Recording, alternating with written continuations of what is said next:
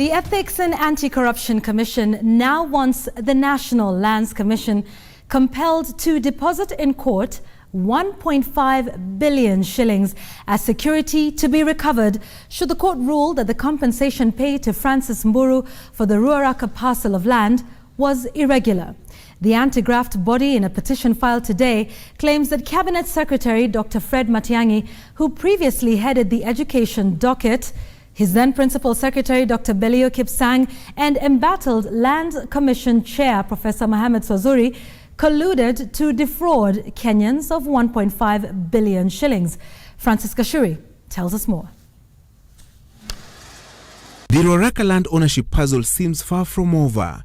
The anti-graft body EACC has submitted in court documents indicating gross violation of regulations in compulsory acquisition and grand collusion to defraud the taxpayers up to 1.5 billion shillings in phase 1 of a controversy-ridden compensation. EACC, in an affidavit sworn by one of its lead investigators, Alfred Joel Mwendwa, wants the Environment and Land Court to compel the National Lands Commission to deposit 1.5 billion shillings that will be used as a refund to the Ministry of Education should the court rule that businessman Francis Mburu was fraudulently paid 1.5 billion shillings in compensation for a parcel of land where drive-in primary and Ruaraka secondary schools are built. EACC also wants the balance of 1.7 billion shillings that Mburu is claiming from the Education Ministry stopped to save the taxpayers from further loss. The National Land Commission had valued the 13.5 acres on which the two schools are built at 3.2 billion shillings. According to the Commission's investigations, the 13.5 acres had been subdivided and surrendered to the government, and dismissed a letter by Mburu indicating that the subdivision had been cancelled. This is 13 acres. 13 acres of, how can you surrender 13 acres on school, and the surrender of land is 10%. My land is 96 acres.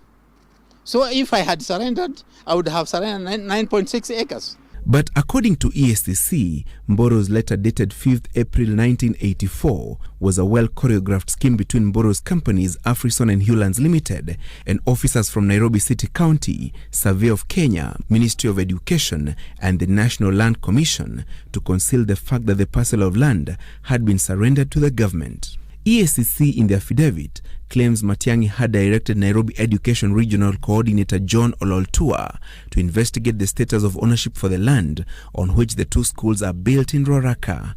Ololtua's committee, in its report, said the land was public and called for a speedy processing of title deeds for the two institutions to prevent encroaching. However, EACC told the court that Matiang'i, Kipsang and Swazuri ignored the committee's report and proceeded to process the 3.2 billion shillings compensation for Mburu.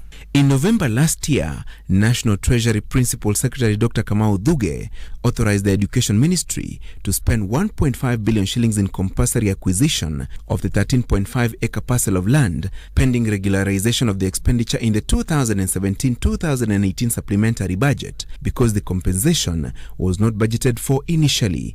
Mburu had instructed the NLC to pay Whispering Palms the 1.5 billion shillings that was in less than a month, shared out to over 30 companies and individuals, a transaction EACC says was planned to circumvent a court order issued in December 2016 prohibiting the National Land Commission and any other government agency from making payments to Mburu's companies, Afrison and Hewlands Limited. EACC wants the court to compel Mburu to pay back the 1.5 billion shillings that he pocketed in January this year. I gave an undertaking to the National Land Commission. I signed.